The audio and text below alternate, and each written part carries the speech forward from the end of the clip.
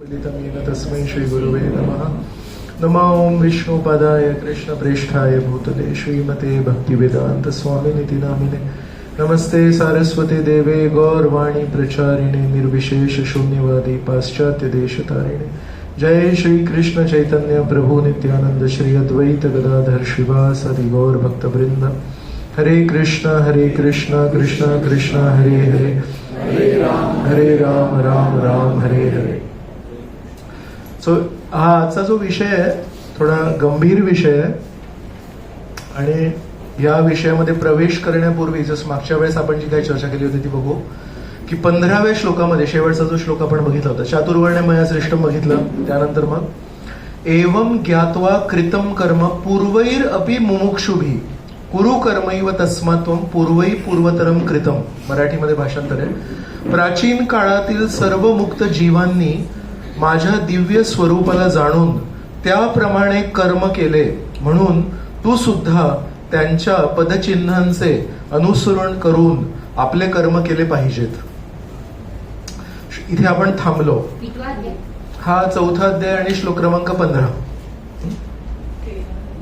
So कोणाला आठवते की आपण एकदा 3ऱ्या अध्यायामध्ये जेव्हा चर्चा करत होतो तेव्हा म्हटलं होतं की संपूर्ण भगवद्गीतेमध्ये श्रीकृष्ण कधीही कोणाचं नाव नाही घेत, गुण सांगतात। 16व्या अध्यायामध्ये पण म्हणतात दैवी गुण काय आहेत, आसुरी गुण काय आहेत, आणि समोर सगळे उभे आहेत दुर्योधन, दुःशासन, भीष्म, अश्वत्थामा, ज्यांनी सगळं कारस्थान रचलेत। अश्वत्थामा तर कुठपर्यंत गेला? अश्वत्थामाने द्रौपदीची 5 मुलं होती 5 पांडवांकडून आणि ते सुप्त अवस्थेत झोपलेले होते ते। तर संपूर्ण युद्ध संपल्यानंतर अश्वत्थामा विचार करतोय मी शेवटी पांडवांना काही करूच शकलो नाही, पूर्ण पृथ्वीवरचं सैन्य आणलं आणि यांच्याकडे सगळे मोठे मोठे द्रोणाचार्य, कृपाचार्य, भीष्म आणि पूर्ण म्हणजे म्हणतात ना फायनल फोर्स म्हणतात ना की आयुष्यभर, त्याला मराठीमध्ये एक शब्द आहे ठेचायचा प्रयत्न केला, म्हणजे ठेचणं समजतं ना, मिरची ठेचतो आपण तसं, असं म्हणतात की माणसांना पण कधी कधी लोक ठेचतात। तर आयुष्यभर पायाखाली ठेचायचा प्रयत्न केला पण काय झालं नाही, मग शेवटी काय केलं, असं एक हतोडी घेऊन आता याला मुंगीला ना ठेचूनच टाकतो। सो शेवटी महाभारताचं युद्ध काय आहे, जेवढं सैन्य बळ होतं, जेवढं शक्य होतं ते सगळं एका वेळेस एका ठिकाणी आणलं आणि आता या 5 पांडवांना पुन्हा ठेचणार खाली। आणि एवढे सगळे पहिल्या प्रयत्नापासून शेवटच्या प्रयत्नापर्यंत एवढे सगळे प्रयत्न केले पण काही तसं झालं नाही। मग आता अश्वत्थामा म्हणतोय असंच सोडणार नाही मी, काहीतरी करणार। आता पांडवांना तर काही करू शकत नाही, मग आता काय करायचं, आता पांडवांची पत्नी द्रौपदी आणि द्रौपदीला प्रत्येक युधिष्ठिर, भीम, अर्जुन यांच्या 5 कडून 5 मुलं आणि ते 5 तरुण मुलं झोपलेत। झोपलेल्या अवस्थेमध्ये त्यांना अश्वत्थामाने मारलं। सो ऍक्च्युली युद्धाच्या मध्ये असं म्हणतात की तुमच्याकडे जे शस्त्र आहे, म्हणजे तुमच्याकडे धनुष्यबाण असेल तर मी धनुष्यबाणाने युद्ध करेल, ते नियम आहेत। म्हणजे तुम्ही धनुष्यबाण करता आणि मी जर गदानी मारलं तुम्हाला तर ते बरोबर नाहीये। So what to speak of की झोपलेल्या अवस्थेमध्ये, आणि ते पण कोण, जे समवयीन आहेत नाही, लहान मुलं आहेत। सो हे का सांगितलं की अशा प्रकारे भरपूर क्रूर लोक तिथे समोर उभे आहेत श्रीकृष्णांच्या, पण श्रीकृष्णांनी एक नियम पाळला, कारण आधुनिक जगातले आजचे जे लोक आहेत त्यांना श्रीकृष्णांवर चिखलफेक करायला कारण पाहिजे। तर म्हणाले असते, हे बघा श्रीकृष्ण काय म्हणतात, एक एक नाव घेऊन म्हणतात, दुर्योधन दुष्ट आहे, दुःशासन दुष्ट आहे, अश्वत्थामा किती क्रूर आहे। अश्वत्थामा क्रूर नाहीये, दुःशासन क्रूर नाहीये, दुःशासनामध्ये क्रूर तत्व आहे, दुर्योधनामध्ये क्रूरपणा आलाय। आणि जेव्हा आपण म्हणतो दुःशासन किंवा दुर्योधन क्रूर नाहीये पण दुःशासन आणि दुर्योधनामध्ये क्रूरपणा आलाय, याच्यातून काय मेसेज श्रीकृष्णांना द्यायचा असेल की नाव नाही वापरत कधी, पण नेहमी म्हणतात हा गुण आहे, हा गुण आहे, हा चुकीचा गुण आहे, चुकीचा गुण आपण कधी घेऊ नये, पण नाव नाही घेतलं कधी। हे कशाला केलं असेल श्रीकृष्णांनी असं? मी सांगितलं होतं पण थोडा विचार करून सांगा तुम्ही, तुम्हाला आठवत असेल तर। येस येस बोल। जर आपण एक माणसाला बोललो तर यू आर टेलिंग टू आत्मा, म्हणजे कृष्णालाच बोलते, त्यामुळे it is not actually to आत्मा, जी वृत्ती खराब आहे त्याच्यात। So very nice point. आता जी सेईंग श्रीकृष्ण याच्यातून ना दुसऱ्या शब्दांमध्ये काय सांगायचंय, इथे बसलेला कुठलाही व्यक्ती या हॉलमध्ये किंवा महाभारताच्या युद्धभूमीवर असलेला कुठलाही व्यक्ती, दोन्हीकडे मूळतः चुकीचं नाहीये, मूळतः क्रूर नाहीये, मूळतः वाईट नाहीये. पण त्यांनी सांगितलं त्याच्यावर वृत्ती आली आहे. आवरण शब्द ऐकलाय? आवरण, वरण, वृत्ती हे असे सगळे, म्हणजे आत्मा हा नेहमी निर्मळ आहे, सतचित आनंद आहे. कारण तो सतचित आनंद परमेश्वराचा एक अंश मात्र भाग आहे. परमेश्वर क्रूर आहेत का? परमेश्वर ठेचतात का कधी कोणाला? परमेश्वर हे नेहमी दयाळू आहेत, बरोबर? तर त्या परम दयाळू परमेश्वराचा एक अंश जो इथे हॉलमध्ये बसलाय, एक एक एक एक एक सगळे, आणि तिथे पण तेच आहेत. फक्त जेव्हा लोखंडाचा संघ पाण्याशी येतो तेव्हा लोखंडावर एक आवरण येतं, त्याला काय म्हणतात? लागतो. सो श्रीकृष्णांना संपूर्ण गीतेमध्ये कधीही एकाही चुकीच्या व्यक्तीचं नाव नाही घेतलं, जरी समोर सगळेच आहेत आणि सगळं माहिती आहे की यांनी काय काय केलंय आणि ते युद्धाच्या नंतर पण केलंय. तर हे किती महत्वाचं आहे की वैदिक संस्कृतीमध्ये परमेश्वर कधीही कोणालाही लेबल नाही लावत. हा वाईट आहे, हा वाईट नाहीये, हा सध्या वाईट वागतोय. आपल्या बोलण्यामध्ये जर गीता आपण खरोखर वाचली आणि जर आपल्याला हळूहळू ती उमजते, समजते, तर आपल्या बोलण्यामध्ये, वाक्य रचनेमध्ये हळूहळू थोडा फरक यायला पाहिजे. आणि काय फरक यायला पाहिजे? We should never ever label people. आजच्या जगामध्ये इंग्लिशमध्ये याला म्हणतात डोंट बी जजमेंटल. तर हे खूप मोठं तत्व आहे सध्या, डोंट बी जजमेंटल. असं पटकन निर्णय देऊ नको, पटकन निष्कर्षाला पोहोचू नको. तर हे आपण श्रीकृष्णांकडून गीतेतून शिकू शकतो. म्हणून आपण पण काय म्हणू शकतो? सध्या हा व्यक्ती खोटारड्यासारखा वागतोय. आपण पटकन काय बोलून जातो? हा व्यक्ती खोटारडा आहे. व्यक्ती खोटारडा नाहीये, सध्या खोटारड्यासारखा वागतोय. का बरं असं असेल? एक कोण बोलला परिस्थिती? हा, दुसरी एक, त्याला दुसरं काय आहे ना, परिस्थिती पण कसं आहे, परिस्थिती सजीव नाहीये. सो परिस्थिती कोणाला फोर्स नाही करत. याला एक दुसरं वळण काय आहे, आपण ज्या प्रकारचा संघ करतो, संगती करतो, संघ करतो मनुष्याशी, संघ करतो पुस्तकांशी, संघ करतो ध्वनीशी. म्हणजे आपण एका मित्राचा ऐकतो आणि तो मित्र नेहमी जजमेंटल आहे, तो मित्र नेहमी फाट फाट फाट, हा असाच आहे, तो तसाच आहे, याला काय समजतं, त्याला काय समजतं. सो अशा लोकांसोबत जेव्हा आपण राहतो तेव्हा आपल्यामध्ये पण ती वृत्ती येते. म्हणून त्या दिवशी मी त्यांना ते थोडंसं एक नाजूक त्याला हे केलं.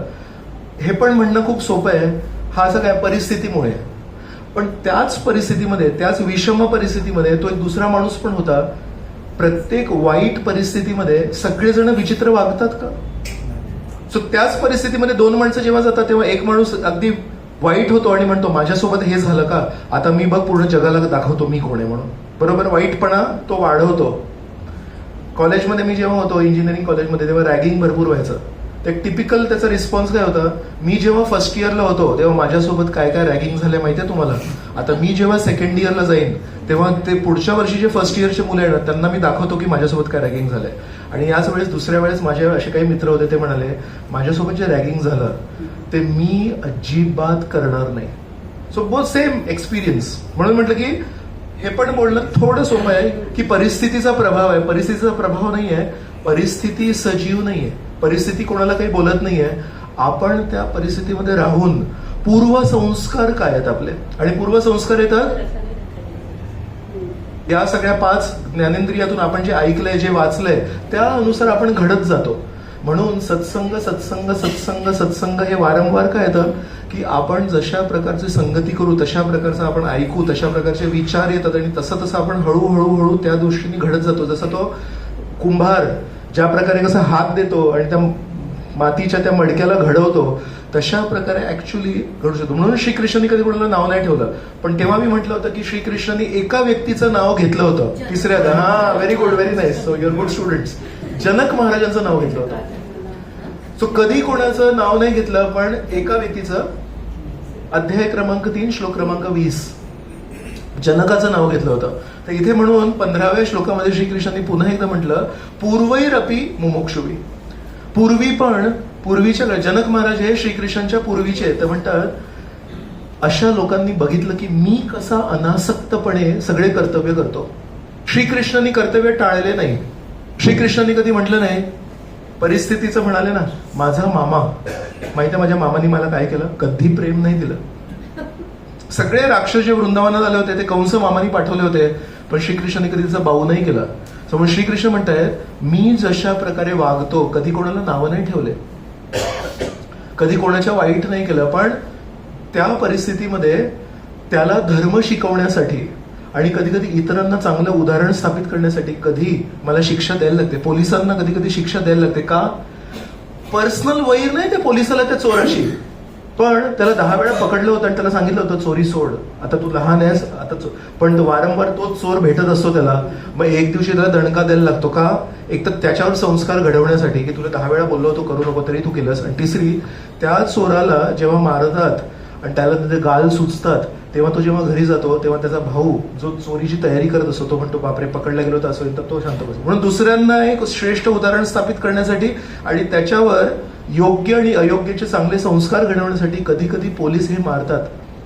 याच्या एक वरचं उदाहरण, कधी कधी आपण पोलिसची जी इमेज बघितली आहे फिल्ममध्ये सिनेमामध्ये कधी कधी असतं ते पर्सनल असं दाखवतात.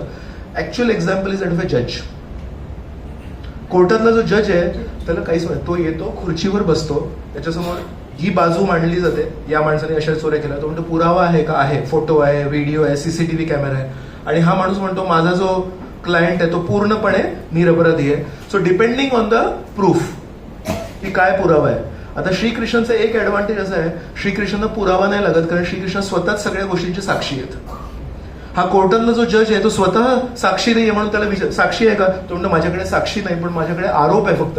तो म्हणतो सॉरी, फक्त आरोप करून चालणार नाही, साक्षी पाहिजे, प्रूफ पाहिजे. श्रीकृष्णांना प्रूफची गरज नसते. सो म्हणून जज जेव्हा खुर्चीवर बसतो त्याचं त्या निकाल जो लावतो त्या केसचा त्याच्यामध्ये काही फायदा नाही, त्याचं काही नुकसान नाही, त्याला त्याच्यामध्ये वैर नाही आणि त्याला त्याच्यामध्ये प्रेम नाही. तो ऍक्च्युअली निरपेक्षपणे येऊन तिकडे based on the evidence, based on the case, based on the arguments presented by the lawyers he takes a decision. तसं श्रीकृष्ण अगदी अनासक्त भावनेमध्ये जगतात आणि ते जनक महाराजांनी शिकले. ते जे श्रेष्ठ उदाहरण आहे तर श्रीकृष्ण म्हणतायत तशा पूर्वही पूर्वतरम कृतम. म्हणून मग आता त्याच्या पुढे हा जो सेक्शन आहे 16 ते 23 आपण चर्चा करणार आहोत की कर्म काय आहे, विकर्म काय आहे आणि अकर्म काय आहे. आपण पुढे जाऊया. तर पूर्वीच्या चर्चेसोबत संबंध काय आहे आजच्या श्लोकांचा ते जे सगळं सांगितलं. प्राचीन काळातील सर्व मुक्त जीवांनी अशा प्रकारे वागले, ते माझ्याकडून शिकले वगैरे. मग अर्जुन विचारू शकतात तुम्ही ते म्हणत होते ना की पूर्वी लोकांनी अनासक्त भावनेवर, तर हे जे कर्म सिद्धांत आहे याबद्दल काही अस्पष्टता आहे का? कारण तुम्ही म्हणताय की काहीच लोक तसे जगले.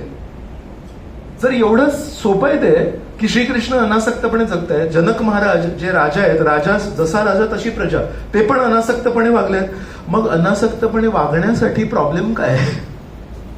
ऑल ग्रेट पीपल, सगळे श्रेष्ठ लोक अनासक्तपणे जीवन जगतात, मग प्रॉब्लेम काय आहे? तर हा प्रश्न अर्जुनाच्या मनात येऊ शकतो. म्हणून अर्जुन म्हणतायत की ऍक्च्युली योग्य कर्म आणि अयोग्य कर्म याच्यामध्ये काही अस्पष्टता आहे का हो? का नाही असं सगळेजण का नाही? If that is the good path, जर ते चांगलं आहे मग सगळेजण चांगलं का नाही करत? हा, सो मग हा प्रश्न अर्जुन विचारतोय, तो अवघड असेल. कर्म सिद्धांत याबद्दल काही अस्पष्टता आहे का? कारण तुम्ही मला पूर्वजांकडून शिकून पुढची वाटचाल करण्यावर भर टाकून सांगताय तू शिक, त्यांच्याकडून शिक, असं का नाही म्हणतात? अरे या लोकांकडून पण शिक. हे प्रख्यात नाहीये, not everyone does this. So हा या प्रश्नाला उत्तर आता श्रीकृष्ण देत आहेत. किम कर्म किम कर्मेति कवयोऽपि यत्र मोहितः तत्ते कर्म प्रवक्ष्यामि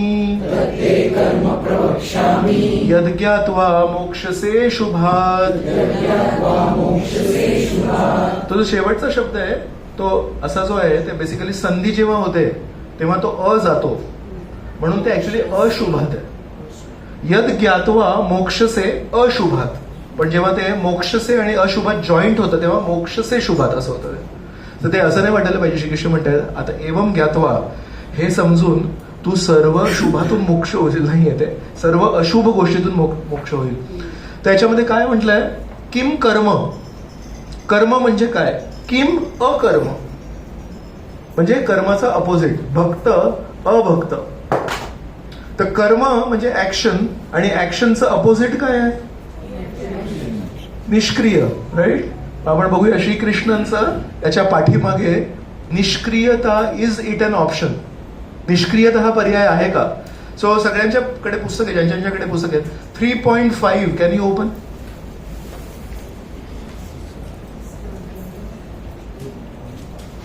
याच अध्यायाचा, मागच्या अध्यायाचा 5वा, तिसरा. हा, तर त्याचं मराठी भाषांतर वाचणं, वाचा. हा, प्राकृतिक गुणांपासून प्राप्त केलेल्या गुणांनुसार मनुष्याला असहाय्यपणे कर्म करण्यास भाग पाडले जाते. म्हणून कोणालाही एक क्षणभर सुद्धा काही कर्म करण्यापासून परावृत्त होता येत नाही. नाही कश्चित क्षणमपि जातु तिष्ठती अकर्मकृत. तर श्रीकृष्णांनी 3ऱ्या अध्यायामध्ये सुरुवातीला सांगितलं, कर्मयोग अध्याय होता, ते सुरुवातीला सांगितलं एक क्षण पण तुम्ही विदाऊट ऍक्शन जगू नाही शकत. मग आता या दृष्टीने जर श्रीकृष्ण म्हणतात किम कर्म किम अकर्म, so karma is action, so then what is opposite of action? श्रीकृष्णांनी आधी सांगितलं you cannot do no action, so then what is in action? Detached action. So म्हणून बेस्ड ऑन 3.5 श्रीकृष्ण म्हणजे निष्क्रियता हा ऑप्शनच नाहीये, की आत्मा हा नेहमी सक्रिय आहे. आणि हा आत्मा जेव्हा शरीरात आहे, शरीर पण नेहमी सक्रिय असतं, नेहमी या. आणि जर शरीर जरी शांत असेल तरी मन नेहमी ऍक्टिव्ह असतं. आपण एका ठिकाणी नुसतं बसलेलो असतो, कोणतरी येऊन विचारलं काय विचार करताय तुम्ही? शांत बसलेले आहात पण विचार चालू असणार तुमचे. नोबडी सेज काय आतमधून पण शांत बाहेरून पण शांत. आणि जर आपल्याला असं कोणी म्हटलं काय तुम्ही आतमधून पण शांत बाहेरून पण शांत, आपण रागू आणि म्हणून मी आतमधून शांत नाही आहे, मी काहीतरी विचार करतोय, डोंट डाऊट मी. सो मग जर ते निष्क्रियता पॉसिबल नाहीये, मग माताजी म्हणतायत की म्हणजे अकर्म म्हणजे काहीतरी असं असणार की त्याच्यामध्ये ऍक्शन असणार, पण कर्माचा जो परिणाम होतो तो कदाचित त्याच्यामध्ये नसणार. सो कर्माचा परिणाम काय आहे? आपल्याला काहीतरी त्याचं फळ मिळतं. तर कदाचित असे कर्म ज्यांना काही फळ नाही मिळत, that must be in action, त्याला अकर्म कदाचित म्हणत असतील. मग तत्ते कर्म प्रवक्ष्यामी यद ज्ञात्वा. जर आपल्याला श्रीकृष्ण म्हणतायत कर्म काय आणि अकर्म काय हे जर नीट कळलं तर म्हणाले आपल्या जीवनामध्ये जितक्या अशुभ गोष्टी आहेत त्याच्यातून तुम्ही मुक्त होऊ शकता. म्हणजे आध्यात्मिक जीवन जगणं हे फक्त कोणाला बघून नाही करू शकत. हा कसं जगतोय म्हणून sir it is not to be imitated. 2 शब्द आहेत, अनुकरण आणि अनुसरण. अनुकरण म्हणजे कॉपी करणं आणि अनुसरण म्हणजे तो व्यक्ती काय करतोय त्याच्या मागचा सिद्धांत जाणणं आणि त्या अनुसार जगणं. एक वेटरनरी डॉक्टर होते, वेट. त्यांच्याकडे एकदा एक माणूस घोडा घेऊन आला आणि म्हणाला या घोड्याचं काहीतरी चाललं, इथे बघा कसं गळा पूर्ण सुजलाय त्याचा, तर काहीतरी करणार का तुम्ही? तर तो वेटरनरी गेला, जवळ बघितलं त्यांनी, म्हणा ठीक आहे मी काहीतरी करतो. काय? एक असं काहीतरी हॅमर घेऊन आला, हतोडी घेऊन आला आणि त्या घोड्याला छान झोपवलं आणि त्याला असं हॅमर मारला इथे आणि झालं, घोडा उठला, खूप खुश झाला, ते सगळं गेलं. हे त्याच्या असिस्टंटनी बघितलं. सांगतो माताजी डॉक्टर होता, माताजीचा चेहरा पडला, she cannot imagine what is going on. म्हणून वेटरनरी सांगितलं, ते मुद्दाम क्वालिफाईंग होतं ते. सो त्याच्या असिस्टंटनी बघितलं, असे म्हणाल हे काय सोपं आहे, काय करायचंय, कधी काय असं सुचलं असेल तर हतोडी मारायची. So next time he was practising somewhere. खोटा डॉक्टर, क्वॅक. तर त्या गावामध्ये जाऊन तो म्हणतो मी पण आहे, काय सिंपल आहे कसं करायचंय. तर तिथे कोणीतरी एक असं प्राणी घेऊन आला आणि त्याला त्यांनी हतोडीने मारलं. तर तो गाढव होता, त्या गाढवाने 2-3 लाथा मारून त्यालाच ठार केलं. मग हा वेटरनरी पूर्ण सुजून हा आता सुजलाय. मग हा त्या मूळ वेटरनरीकडे गेला आणि म्हणाला काय हो तुमच्यासारखं मी केलं, मला काही त्याचा परिणाम नाही झाला असं का? म्हणून ते म्हणतात तू काय केलं असं म्हण, असं म्हणून गाढवा ते काय होतं माहितीये का, त्या घोड्यानी चुकीने टरबूज खाल्ला होता आणि तो टरबूज इथे मध्ये फसला होता. तर मला लक्षात आलं की असं तो कधी सुचू शकत नाही, तेवढं डॉक्टरला कळतं. तर तो टरबूज असा अडकला होता आणि there was no other way, म्हणून ते हातोडीने मारलं. आणि तू मला शिकला नाहीस माझ्याकडून कधी, तू मला कधी एक प्रश्न नाही विचारलास, डॉक्टर साहेब आजपर्यंत मी तुम्हाला कधी बघितलं नाही हतोडी मार, तुम्ही नेहमी इंजेक्शन, अशी मोठी सुई असते घोड्याची आणि एवढा मोठा इंजेक्शन असतो, दॅट्स ओके. पण नेहमी तुम्ही इंजेक्शनच मारलेत, नेहमी तुम्ही गोळ्याच दिल्यात, नेहमी तुम्ही सिरप दिलंय. आपण एक चमचा घेतो, घोड्याला कदाचित एक बॉटल द्यायला लागते. पण तुम्ही जर हतोडी करता ना तर विचारायला पाहिजे होतंच ना मला. तर त्याला म्हणतात अनुकरण आणि अनुसरण. सो श्रीकृष्ण म्हणतात या श्लोकाद्वारे आपल्याला एक सिंपल संदेश देत आहेत, तुम्ही जर कोणाला कॉपी केलं you may do something terribly different. म्हणून अध्यात्म हे इज व्हेरी पर्सनल. आपल्या सगळ्यांच्या जीवनामध्ये आपल्याला विचारायला लागेल की माझ्या जीवनात अध्यात्म काय आहे, यांच्या जीवनात अध्यात्म खूप वेगळं असेल. आपले कर्तव्य वेगळे आहेत, आपली परिस्थिती वेगळी आहे, आपली शक्ती वेगळी आहे, आपली बुद्धी वेगळी आहे, आपल्यामध्ये क्षमता वेगवेगळ्या आहेत. So never ever copy anybody in bhakti. भक्ती प्रोसेसमध्ये अगदी पती पत्नी जरी असतील तरी त्यांना काही काही गोष्टी ह्या इंडिव्हिज्युअलच असणार. आणि त्याच्यामुळे दोन गोष्टी आहेत, एक तर आपण कॉपी नाही करायला पाहिजे आणि दुसरी गोष्ट म्हणजे आपण कोणाला फोर्स नाही करायला पाहिजे. सो जनरली फॅमिलीमध्ये आउट ऑफ गुडविल की मी भक्ती करतोय तुम्ही का नाही करत आहे, किंवा पत्नी म्हणते की मी करते तुम्ही का नाही करत आहे. समटाइम्स इट वर्क्स की थोडं जर चांगलं जर अनुभव असेल तर होतं. पण मेनी टाइम्स जेव्हा एखादा व्यक्ती चांगला भक्ती करत असेल आणि तो कोणातरी फोर्स करतो, ऍक्च्युली त्याचा विपरीत परिणाम होतो. तुला जे करायचं ते कर, मला फोर्स करू नको. आणि तो व्यक्ती ऍक्च्युली पुढे चांगल्या अनुभवाने जवळ येणार असेल, पण ते आपण जे फोर्स करतो त्याच्याने इतका त्रास होतो की ऍक्च्युली तो व्यक्ती अजून दूर निघून जातो. सो हे दोन गोष्टी नेहमी लक्षात ठेवा. आपण कधी कोणाला कॉपी नाही करायला पाहिजे. दुसरी गोष्ट, आपण कधी कोणाचा फोर्स स्वीकार नाही करायला पाहिजे. जर तुम्हाला मधून कोणी फोर्स करत असेल, सी एक असतं रिक्वेस्ट, एक असतं प्रेरणा, आणि कोणी हे केलंच पाहिजे. Always remember if somebody speaks that language, हे असं केलंच पाहिजे, he does not understand Bhakti properly. Because somebody who understands Bhakti can never ever force, because Krishna never force. श्रीकृष्णाने संपूर्ण गीता सांगून अर्जुन सांगितलं आता कर म्हणजे कर म्हणजे कर, समजलास, नाही तर सुदर्शन चक्र काढीन. अजिबात नाही. श्रीकृष्णाने समोर आणि नंतर सांगितलं तुला लक्षात आलं का मी काय बोललो, आणि तुला जर नीट लक्षात नसेल आलं तर मी पुन्हा एकदा शिकवायला तुला पूर्ण तयार आहे. तर अशा प्रकारे श्रीकृष्णांपासून आपण वैष्णव आहोत. वैष्णव म्हणजे विष्णू जसं वागतात तसं वागतोय. तर विष्णूंनी कधी फोर्स नाही केलं कोणाला, मग आपण पण फोर्स नाही करू शकत. आणि आपण कोणाचा फोर्स स्वीकार नाही करायला पाहिजे, आपण कोणाला फोर्स नाही करायला पाहिजे, आणि आपण कधी कॉपी नाही करायला पाहिजे. So two things. Okay, next श्लोक. कर्मणो हि अपि बोद्धव्यम बोद्धव्यम च विकर्मणः अकर्मणश्च बोद्धव्यम गहना कर्मणो गती.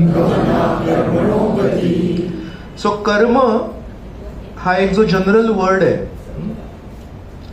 एक उदाहरण पटकन देतो मी. दिल्ली हा जो शब्द आहे याचे मी आधीच म्हणजे वेळ कमी करण्यासाठी दोन अर्थ आहेत दिल्ली या शब्दाचे. दोन गोष्टींना तो दर्शवतो हा शब्द. सांगणार कोण काय? राजधानी आणि दिल्ली का ठग. ओके, सो दिल्ली का ठग म्हणतात ते. माझ्या मनात होतं की दिल्ली एक शहर आहे आणि दिल्ली कसं थोडं राज्यासारखं पण आहे. You know, it's not just a city, सिटीच्या आजूबाजूला पण आहे. सो असं म्हणायचं होतं की कधी कधी जसं मथुरा आहे समजा, तर मथुरा एक शहर पण आहे आणि एक मथुरा प्रदेश पण म्हणतात.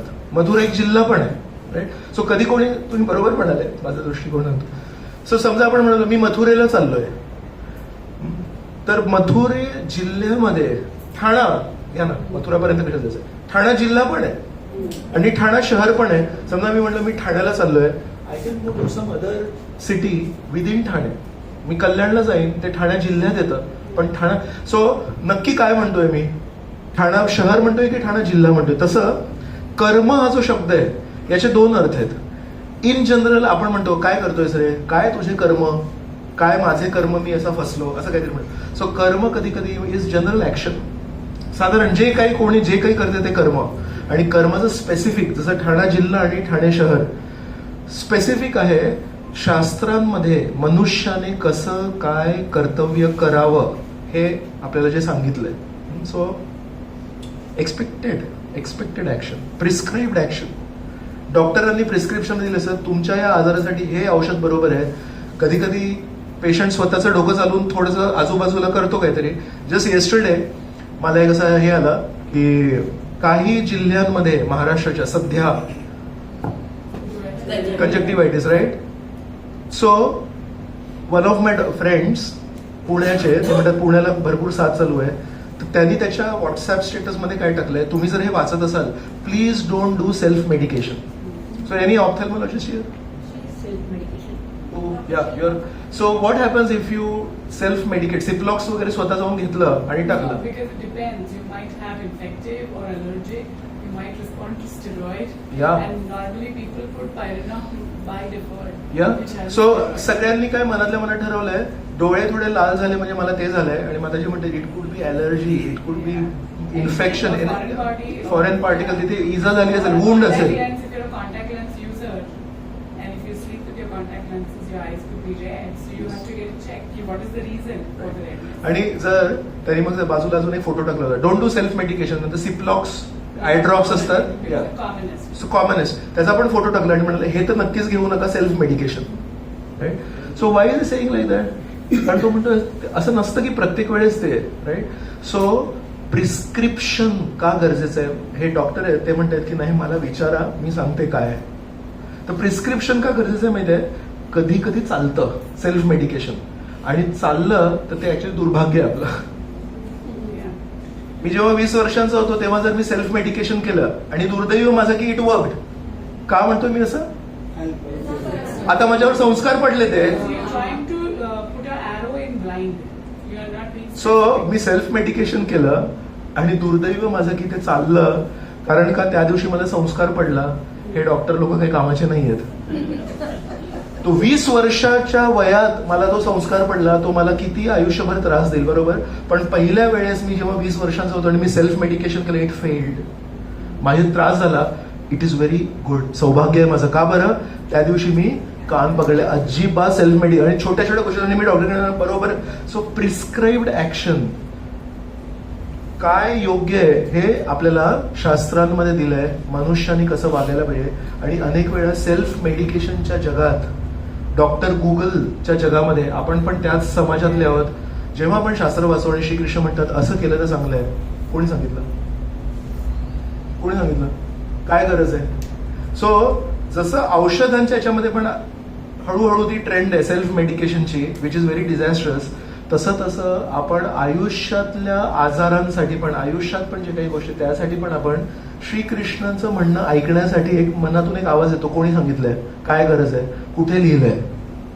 तर तो जो प्रिस्क्राईब्ड ऍक्शन कसं बघायचं, ऍक्च्युली ते त्याचा टेक्निकल अर्थ आहे कर्म या शब्दांचा. एनी ऍक्शन इज नॉट कर्म, राईट ऍक्शन इज कर्म. आणि आज या श्लोकापर्यंत, श्लोक क्रमांक 17 पर्यंत श्रीकृष्णांनी फक्त 2च गोष्टी सांगितल्या होत्या, कर्म आणि अकर्म. सो जनक महाराज यांचं जेव्हा उदाहरण होतं तेव्हा राजा म्हणून होते, सगळे कर्तव्य केले, अनासक्त भावनेने केले. तो जर लेक्चर तुम्ही ऐकलं अजूनही, त्याच्यामध्ये 2-3 उदाहरणं दिले होते. एकदा एका यज्ञाला बसले होते आणि जनक महाराज जेव्हा कोणतरी येऊन सांगितलं तुमच्या महलाला आग लागली आहे, तेव्हा श्रीकृष्ण ते काय म्हणाले, जनक महाराज म्हणाले ज्यांनी दिलंय तो कधी कधी घेऊ पण शकतो, म्हणून सध्या माझं जे कर्तव्य आहे त्याच्यातून मी काही उठणार नाहीये, म्हणून that is sort of detachment. So एक कर्म आहे जे साधारण ऍक्शन, जे काही केलं ते कर्म, पण ती योग्य त्याची. पण त्यांनी काय केलं, त्यांनी जनरल कर्म केले पण ऍक्च्युली आतमध्ये अनासक्त भावनेने केले. मग स्पेसिफिकली त्यांनी काय केलं, अकर्म केलं. So karma is action which is prescribed आणि akarma is action which is prescribed but which is done in a very devotional way as service to Krishna. श्रीकृष्णांनी हे शिकवले म्हणून मी करणार, त्याचा आपल्यावर जो परिणाम होणार असतो तो नाही होत. जर चांगले कर्म केले तर काय परिणाम होणार, पुण्य मिळणार. मग जर अकर्म केले तर काय मिळणार,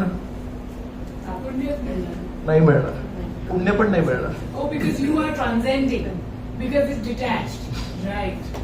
सो हा जो स्पीकर आहे, मी इथे बोलतोय आणि त्या स्पीकर मधून आवाज येतोय, पटकन तुम्ही उठून त्याचा व्हॉल्यूम 0 करणार. Should I? हा करा. हरे कृष्ण कृष्ण कृष्ण हरे हरे हरे राम राम राम हरे. हरे कृष्ण 0. हरे कृष्ण कृष्ण कृष्ण हरे हरे हरे राम हरे. Okay, no problem. तो कृष्ण कॉन्शियस मायक्रोफोन झाला आता त्याच्यावर, तो पण अनासक्त भावने तुम्ही जे काही कराल परिस्थितीचा काही परिणाम. Okay, no problem. But generally जर त्याचा व्हॉल्यूम केला आणि त्या फोनमध्ये ना आजच्या लेक्चरचं रेकॉर्डिंग होत आहे, तर कदाचित मी थोडंसं याच्यावर आता जेव्हा बोलतोय तेव्हा काही लोकांना ऐकू येतं, मागे नसेल येत, आणि ते स्पीकर मधून काही आवाज येत नाही, बरोबर. ऍक्च्युली ते रेकॉर्डिंग जर तुम्ही बघितलं उद्या, तो रेकॉर्डिंग एवढा वीक आवाज नाही पकडू शकत, तर त्याच्यावर ना आवाजच नाही ना. विचार करा, पूर्ण लेक्चरमध्ये मी बोलतोय आणि तिथे काहीतरी सेटिंग झाली आणि त्या व्हिडिओ, पूर्ण 1 तासाचा व्हिडिओ आपल्या लेक्चरचा, त्याच्यामध्ये आवाजच नाहीये काही. का बरं? पण मी कर्म केले माझे. मी लेक्चर केलं, तुम्ही पण माना डोलावताय, तुम्ही पण म्हणताय ओके गॉट इट वगैरे सगळं. आणि ज्यांनी आज लेक्चर मिस केलं तो म्हणजे हा चला रेकॉर्डिंग आलं, काही मी मिस नाही केलं, मला प्रवास वगैरे करायची गरज नाही, घरी बसून मस्त लेक्चर ऐकतो मी, आणि ऑन केलं, बट नो रेकॉर्ड, नो काही. म्हणतील प्रभूजींनी लेक्चर दिलं की नाही, तर माझं तोंड हलतंय, मग असं करतोय तसं करतोय, आणि कधी कॅमेरा तुमच्याकडे फिरवतो, तुम्ही पण असं कधी करताय. पण हे पण कर्म करतायत, नंदुलाल दासनी पण कर्म केलंय, पण रेकॉर्डिंग काही झालंच नाही. सो दॅट इज कॉल्ड अकर्म. सो जनक महाराज हे पूर्ण कर्म करतात आयुष्यभर, असं करायचं तसं करायचं राजा, पण त्याचं रेकॉर्डिंगच नाहीये काही. सो म्हणून मी तुम्हाला विचारलं की जे कर्म करतात त्याचं फळ मिळतं पुण्य, पण जे अकर्म करतात अनासक्त भावनेने परमेश्वरासाठी जेव्हा करतात तेव्हा त्याचं काय मिळतं? त्याचं पुण्य पण नाही मिळत, आणि जर पुण्य नसेल मिळत तर पाप मिळणार का? That is the right understanding. So त्याला पुण्य पण नाहीये, पाप पण नाहीये, म्हणून कर्म केल्यावर पुण्य मिळतात. आणि आज पहिल्यांदा संपूर्ण गीतेमध्ये विकर्म हा शब्द वापरलाय श्रीकृष्णांनी. आतापर्यंत फक्त 2च शब्द सांगितले होते तिसऱ्या अध्यायात, कर्म अकर्म, कर्म अकर्म. चांगले कर्म ज्यांनी पुण्य मिळतं, आणि आध्यात्मिक कर्म ज्याला या भौतिक जगामध्ये काही रिॲक्शन नाहीये. मग हे जे मी म्हटलं की आपण कर्म करतोय म्हणजे ऍक्शन करतोय, पण त्याचं काही रेकॉर्डिंग होत नाहीये. तर रेकॉर्डिंग होत नाही म्हणजे त्याला पाप आणि पुण्याच्या पलीकडचं रेकॉर्डिंग येते. ते काय आहे? परमेश्वराच्या हृदयावर ते लिहिलं जातं की हा माझ्यासाठी काम करतोय. संपूर्ण मनुष्य समाज स्वतःसाठी काम करतोय. कधी पुण्य करतात स्वतःसाठी, कधी पाप करतात. का? तर त्यांना माहिती नाही ते पाप आहे म्हणून करतात, पण ते पण स्वतःसाठी. तर पाप असू दे की पुण्य असू दे, अधिकांश मनुष्य समाज हा केवळ स्वतःसाठी, स्वार्थासाठी काम करतोय. मोजके काही लोक आहेत जे म्हणतात श्रीकृष्णांना काय आवडेल, मी श्रीकृष्णांना कसं प्रसन्न करू शकतो. तर म्हणून कर्म आणि अकर्म हे 2च गोष्टी होते या श्लोकापर्यंत. पहिल्यांदा भगवद्गीतेमध्ये श्रीकृष्णांनी आज हा विकर्म हा शब्द वापरलाय. सो कर्माचा actual opposite is not akarma, actually opposite is vikarma. So prescribed action ज्यांनी चांगलं फळ मिळेल पुण्य, आणि विकर्म म्हणजे जे आपल्याला सांगितलंय नका करू, पण तरी पण आपण जेव्हा करतो सवयींनी बद्ध, संगतीमुळे बद्ध, वाईट विचारांनी बद्ध, मग आपल्याला चुकीचे, जसं self medication. Self medication is vikarma. चांगलं जर औषध घेतलं तर चांगले फळ मिळतील, आजार जाईल. आणि जर आपण सेल्फ मेडिकेशन केलं, करू शकता, पण त्याचे फळ मिळतात, मग त्याचा पाप मिळाला. पाप इज नॉट दॅट पाप, पण त्याचा त्रास झाला. सो जेव्हा आपण कधी कधी निर्णय घेतो आणि त्या निर्णयाचं जेव्हा वाईट फळ मिळतं आपल्याला, तेव्हा आपल्याला समजायला पाहिजे हे कुठेतरी विकर्माच्या कॅटेगरीमध्ये आलं. तसं श्रीकृष्ण म्हणतायत, हे अर्जुना, कर्म काय आहे? कर्म कुठलं? प्रिस्क्राइब्ड ऍक्शन, जनरल कर्म नाही, जाणून घे. विकर्म काय आहे? जाणून घे. अकर्मणश्च बोद्धव्य. कर्म काय आहे, विकर्म काय आणि अकर्म आहे, तिन्ही गोष्टी छानपणे जाणून घे. आणि शेवटचा जो कर्म शब्द आहे 4थ्या ओळीमध्ये, that is the general category of कर्म. त्याच्यामध्ये तिन्ही गोष्टी आल्या, कर्म पण आलं, अकर्म.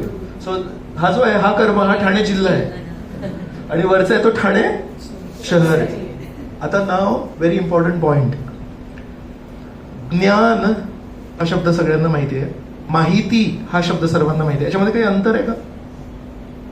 ज्ञान आणि माहिती some others also, because you know what is happening. You can be well informed, Yeah. but not educated. So एकदम छान सांगितलं. माहिती सर्व काही असू शकते, पण ज्ञान कधी कधी अभाव असतो, बरोबर. आता एक तिसरा शब्द मी वापरतोय, त्याच्यावर पण विचार सांगा.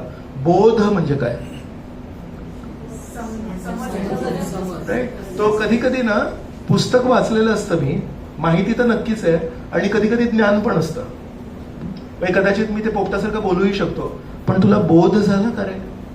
बोध झाला म्हणजे काय? ऍक्च्युली त्याचा सारांश समजून घेतला. आतमध्ये अन्न खाणं आणि अन्न पचवणं याच्यामध्ये अंतर आहे. सो बोध म्हणजे अन्न पचवून कसं कळेल याचं अन्न पचलं की नाही? हा खातोय खातोय खातोय, पण असंच आहे एकदम.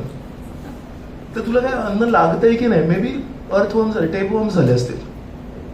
तो खातोय भरपूर पण शरीराला लागत नाहीये. दॅट इज कॉल्ड माहिती खूप आहे, ज्ञान खूप आहे, पण बोध नाही याला काही. मग कधी कधी लोक असतात, वाचक वर्ग म्हणतो ना आपण, वाचतात भरपूर, हे वाचन ते वाचन, हे पुस्तक ते पुस्तक, आणि सगळं झाल्यानंतर त्यांच्या आचरणामध्ये, त्यांच्या वैचारिक शक्तीमध्ये आपल्याला काही दिसत नाही. सो यू फील हे एवढे सगळे पुस्तक घरी केलं तर आपल्याकडे शोकेस असते, शोकेसमध्ये काहीतरी असतात. इथे फिरायला गेलो होतो तिथून हत्ती आणला, तिथे फिरायला गेलो होतो मोर आणला वगैरे, आणि कधी कोणाच्या घरी नुसती पुस्तकं असतात. सो यू वंडर, माझ्या घरी तर शोकेसमध्ये मोर आणि हत्ती ठेवलेत आणि यांच्याकडे नुसती पुस्तकं ठेवलेत, मग यू एक्सपेक्ट समथिंग. पण नंतर लक्षात येतं जेव्हा आपण बोलतो तेव्हा असं काही दिसत नाहीये. मग ते कुठे गेलं सगळं? हे पोटामध्ये जे टेपवर्म्स आहेत ना ते खातात. पोटामध्ये कधी कधी अळ्या होतात आणि त्या अळ्या सगळं खाऊन टाकतात. म्हणून खाणं, जिरवणं आणि ते जिरवलेलं अन्न शक्ती रूपामध्ये शरीरात येणं, ह्या 3 वेगवेगळ्या गोष्टी आहेत. तसंच खाणं म्हणजे वाचणं, पचवणं म्हणजे थोडंफार चर्चा करून त्याच्यावर विचार करणं. मी आज काय वाचलं? म्हणून भरपूर वाचायचं नाहीये, पण जे वाचलंय कमी अल्पसं जरी वाचलंय पण त्याच्यावर विचार करायचा आहे. आणि जर आपण या पद्धतीमध्ये नसलो, फक्त आपण वाचन करणारे असलो, I am comparing you to only those people who eat. Prabhuji मी सकाळी इतका नाश्ता करतो, दुपारी इतकं जेवण करतो आणि रात्री इतकं जेवण करतो, पण काय होतं मग त्याचं? ते रात्रभर आंबट ढेकर येते. It's not getting digested. Good digestion म्हणजे थोडं तरी खाल्लं तरी ते डायजेस्ट होतं आणि दुसऱ्या दिवशी जेव्हा फ्रेश. सो अन्न हा आहार आहे आणि तसं ज्ञान पण आहार आहे. त्याच्यावर जेव्हा आपण मनन करतो, so that is called digestion. आणि आहार डायजेशन झाल्यावर त्याचा एक इमिजिएट परिणाम कसा दिसणार? डायजेस्ट झालंय की नाही हे कसं करणार? तुम्ही एंडोस्कोपी करणार आहे का प्रत्येकाला? डायजेस्ट झालंय याचं अन्न कसं करणार तुम्हाला? सेकंड डे, दुसऱ्या दिवशी सकाळी तो असा पूर्ण फ्रेश दिसतो. त्याला जर म्हणलं चल नाही मी थकलेलो आहे, अरे मग काय खाल्लंस की नाही तू? तसं जेव्हा कोणा व्यक्तीच्या जीवनामध्ये आपल्याला दिसतं बोध झालाय का याला. सो श्रीकृष्णांनी एवढी सगळी चर्चा का केली? इथे शब्द बोध लिहिलाय. श्रीकृष्ण अर्जुनाला नाही म्हणत आहे कर्माचा सिद्धांत जाणून घे, विकर्माचा सिद्धांत जाणून घे, अकर्माचा सिद्धांत जाणून घे नाही म्हणत आहेत. काय म्हणताय? बोध करून घे. म्हणजे काय माहितीये, हे शिकून वाचून नाही करणार, व्हेरी क्लिअरली चर्चा करून कळेल. कोणाशी? ज्यांना हे सिद्धांत कळतात, जे या सिद्धांतानुसार आपलं जीवन जगतायत, त्यांच्याशी विचार विमर्श करायला लागेल. माझ्या जीवनामध्ये माझी जी परिस्थिती ही आहे आणि या परिस्थितीमध्ये मी हे करतो आणि मला असं वाटतं की हे कर्म आहे, आणि माझ्या आजूबाजूच्या लोकांना पण मी विचारलं तुमचं काय म्हणणं आहे, and then that person who is wise can tell you, जरी तुम्हाला वाटतंय हे कर्म आहे आणि जरी इतरांना म्हणतात की हा कर्म आहे, सगळेजण करतात कर्मच आहे, पण actually from bhakti perspective it may be vikarma. म्हणून चर्चेतून मंथन करून मला असा दृष्टिकोन आहे, तुमचा काय दृष्टिकोन आहे, अशा प्रकारे खोल आहे हे गोष्ट. म्हणून जाणून घे नाही म्हणत आहेत, बोध करून घे अर्जुन. हे खूप महत्वाचं आहे. आणि म्हणून 4थ्या ओळीमध्ये काय श्रीकृष्ण म्हणतात, गहना कर्मणो गती. कर्माचे जे हे सिद्धांत आहेत ना, श्रीकृष्णांच्या शब्दात सूक्ष्म सिद्धांत आहेत. हे अशा नुसते एकाला वाचून नाही कळत. म्हणून म्हणतात आपल्या सर्वांच्या जीवनामध्ये कर्म काय, विकर्म काय आणि श्रीकृष्णांच्या आनंदासाठी कर्म काय हे जाणून घेणं हे आपलं सर्वांचं वैयक्तिक कर्तव्य आहे. आणि ते कर्तव्य जर आपण पार नाही पाडलं आणि आपण थोडं आंधळेपणाने जीवन जगलो तर आपल्याला अनुभव कदाचित चांगले येणार नाही. आणि तेव्हा मग आपण म्हणू श्रीकृष्णांची भक्ती करून पण आमच्या जीवनामध्ये काही फारसा बदल घडला नाही. पण ते का? कारण आपण ते बोध नाही करून घेतला, कधी कधी आपण माहिती रूपामध्ये फक्त करून घेतली. सो खूप महत्वाचं होतं बोद्धव्यम. एक आहे काम्य कर्म, त्याला संस्कृत भाषेमध्ये काम्य कर्म. काम्य कर्म म्हणजे माझ्या मनाच्या कामना आहेत त्यानुसार करणं. सो इन जनरल साधारणपणे एक जो साधारण व्यक्ती असतो जो कधी गीता वगैरे वाजत नाही, त्याचा काम्य कर्म म्हणजे इच्छेनुसार, माझी इच्छा झाली मी असं करणार. जनरल प्रिन्सिपल आहे काम्य कर्म इज युजली विकर्म. का बरं? Just hold. मी म्हणतोय काम्य कर्म, मनात ज्या ज्या इच्छा येतात साधारण, हा सेल्फिश आहेत त्या. आणि सेल्फिश मध्ये ना शास्त्र मला काय म्हणतायत, शास्त्रांमध्ये माझ्यासाठी काय सांगितलंय, साधारणपणे याच्याकडे दुर्लक्ष होणार. सो त्यांनी बरोबर सांगितलं, जनरली काम्य कर्म म्हणजे स्वार्थी कर्म. जनरली खूपच तुम्ही शुद्ध मनाचे आहात, खूपच तुम्ही लहानपणापासून खूप सुसंस्कार तुमच्यावर घडले आहेत, आई वडील एकदम छान वैष्णव होते, आई वडील नेहमी छान तुम्हाला शिकवायचे, अशा एखाद्या व्यक्तीचे काम्य कर्म म्हणजे त्याचा स्वार्थ हा त्याचा स्वतःचा स्वार्थ नसतो, सगळ्यांचा स्वार्थ त्याचा स्वार्थ असतो. It's very rare. म्हणून आजच्या जगामध्ये मी म्हटलं जनरली काम्य कर्म इज विकर्म. सो ऍक्च्युली पुण्य कर्म is also very rare today. नियमितपणे परमेश्वराला एक दिवा दाखवणं, नियमितपणे परमेश्वराला एक प्रार्थना अर्पण करणं, नियमितपणे परमेश्वराला आपल्या विचारांमध्ये एक स्थान देणं. रोज सकाळी जेव्हा आपण बेड म्हणून उठतो, बिछाण्यातून उठतो, पहिली गोष्ट झोपलो होतो मग डोळे उघडले, ऍक्च्युली उठून परमेश्वराला स्मरण करून सांगणं, आजचा दिवस मी सुरू करतोय, माहिती नाही काय होईल, कोण कसा वागेल माहिती नाही, मी कसं वागेन मला माहिती, कधी कधी आय एम अनप्रेडिक्टेबल, मला कृपया सद्बुद्धी दे, मला कृपया चांगले विवेक बुद्धी दे, जेणेकरून जरी मला कोणी वाईट संगतीमुळे माझ्या मनात जरी वाईट विचार झाले वगैरे, तरी पण मी प्रत्येक कर्म, प्रत्येक बोलणं हे मला तुझ्या विचारांनी, तुझ्या दृष्टीने करण्याची शक्ती दे. आणि झोपताना पण सगळे दिवस आपण जे काही केलं, जरी आपण ही सकाळी प्रार्थना अर्पण केली, तरी असं होईल का पहिल्याच दिवशी आपण लगेच, पण सुरुवात पहिलं पाऊल घेतलं, लांब प्रवास आहे, तर कमीत कमी असं 7-8 दिवस प्रार्थना करून दुपारी वगैरे जेव्हा थोडा आपण आरामाचे लंच ब्रेकमध्ये कधी, अरे मी सकाळी प्रार्थना केली होती, कमीत कमी आता पुढचे 5 मिनिटं तरी करेन, बरोबर सुरुवात होईल.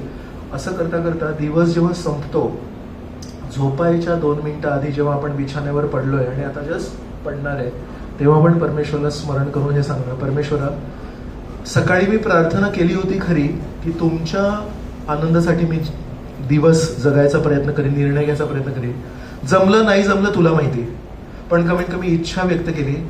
आणि जे काही चांगलं झालं आज माझ्याकडून, जिथे कणभर जो काही तुझं स्मरण झालं, ते तुलाच अर्पण. म्हणून तुझ्या कृपेने तुला स्मरण करून जे काही मी करू शकलो चांगलं छोटंसं, त्याचं फळ पण मला नकोय, तो पण स्वार्थ मला नकोय. सो जे काही मी तुझ्या कृपेने तुला स्मरण करून, तुझ्या शिकवणींना स्मरून जे काही मी चांगलं केलं, त्या चांगल्या गोष्टींचं पण स्वार्थ मला नकोय, त्या चांगल्या गोष्टी पण मी तुलाच अर्पण करतोय. माझं सौभाग्य काय की तुझ्या स्मरणामध्ये मी माझं जीवन जगू शकलो.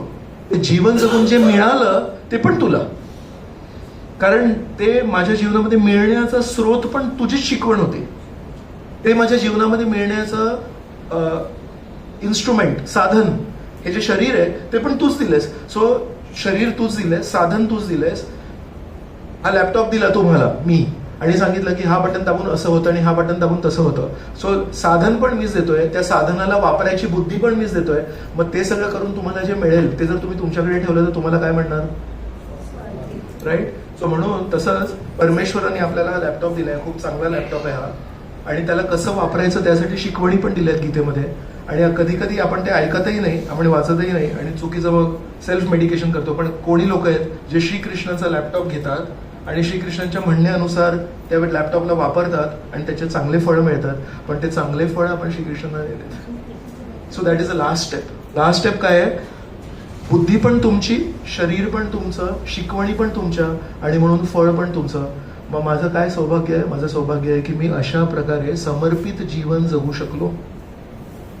ते आपलं सौभाग्य आहे. तर त्याच्यातून काही आपण जर नाही ठेवलं, प्रवास आहे, लांब आहे, पण आपल्याला माहिती तर पाहिजे प्रवास कशा करायचा आहे. जर आपण म्हटलं प्रभूजी तुम्ही खूप आदर्शवाद बोलताय, तुम्ही खूप मोठ्या मोठ्या गोष्टी बोलताय, मोठ्या गोष्टी जर कोणी बोललंच नाही तर मग आपण आयुष्यभर छोटेच राहणार.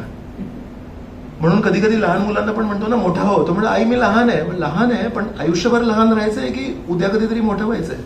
तर म्हणून एक हे पण आहे की हे खूप मोठ्या मोठ्या गोष्टी आहेत, पण एक हे पण आहे की जर आपण मोठ्या गोष्टी आहेत म्हणून कधी बोललो नाही पण आयुष्यभर लहानच राहू. म्हणून कधी कधी अधूनमधून ऐकायला पण पाहिजे त्या मोठ्या गोष्टी. प्रभूजी येस. सो आपण हे कम्प्लीट करूया, त्याच्यानंतर प्रश्न उत्तराचं सेशन ठेवूया. मला मध्ये इंटरव्ह्यू या. कर्मणी अकर्म यः पश्येद, अकर्मणी च कर्म यः,